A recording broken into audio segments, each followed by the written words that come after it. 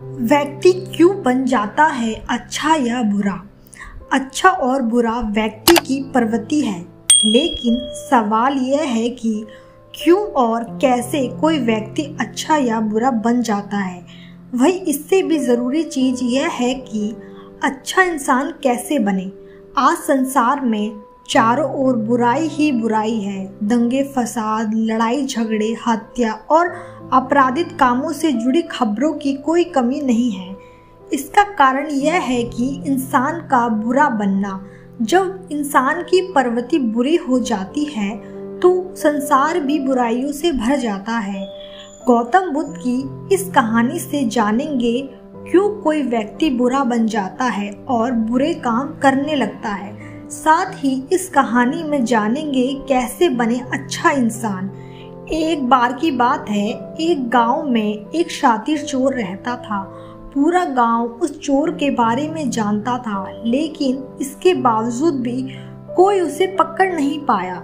उस शातिर चोर ने अपना संपूर्ण जीवन चोरी करने में लगा दिया। इतना ही नहीं, आसपास के गांव और नगर में भी उसकी बराबरी का कोई चोर नहीं था। चोर का एक बेटा था जिसे वह अपनी तरह ही शातिर चोर बनाना चाहता था। इसीलिए वह अपने बेटे से हमेशा कहता था कि कभी किसी साधु या सन्यासी के उपदेश को मत सुनना।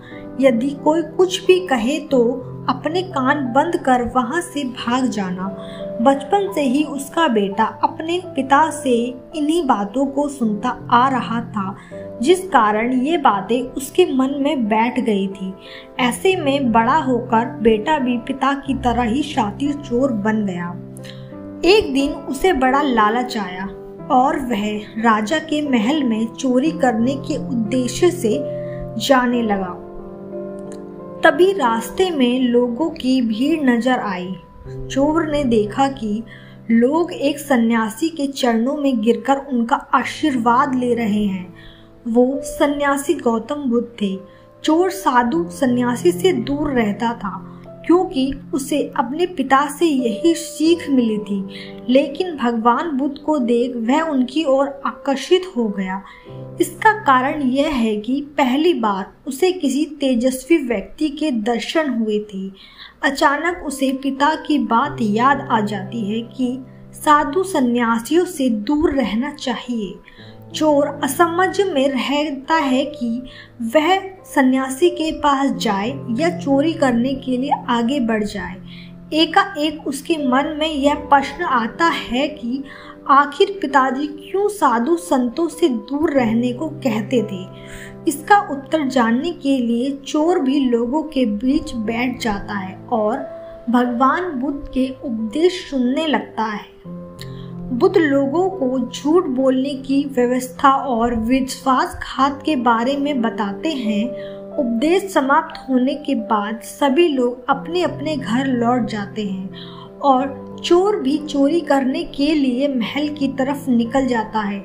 लेकिन पूरे रास्ते में वह यही सोचता रहता है कि क्यों ना एक बार उस सन्यासी के उपदेश में कहीं बातों को मानकर देखा जाए। इसी तरह से वह चोरी करने के लिए महल की दीवार से कूदने के बजाय महल के द्वार के अंदर जाता है। उसे देखकर द्वारपाल उसे रोकते हैं और भीतर जाने का कारण पूछते हैं। चोर कहता है, मैं एक चोर हूँ और महल में चोरी करने जा रहा हूँ। द्वारपाल उसकी बातें सुनकर हंसने लगते हैं और कहते हैं, जरूर यह महल का सेवक या नौकर होगा और हमसे मजाक कर रहा है। यह सोचकर वे उसे महल के अंदर जाने देते हैं। महल जाने के बाद चोर खजाना रखे तिजोरी के पास पहुंच जाता है और तिजोरी को तोड़कर धन और आभूषण को पोटली में भरकर भागने लगता है। तभी उसकी नज़र महल की रसोई पर पड़ती है। रात होने के बाद सभी सो रहे होते हैं और रसोई में कोई नहीं रहता है। चोर को जोर की भूख लगी थी, इसलिए वह रसोई में जाकर पेट भरकर खाना खा लेता है। इसके बाद चोर वहां से जाने लगता है। तभी उसे बुद्ध के उपदेश में सुनी दूसरी बात याद आ जाती है। जिसका नमक खाया है उसके साथ कभी भी विश्वासघात नहीं करना चाहिए।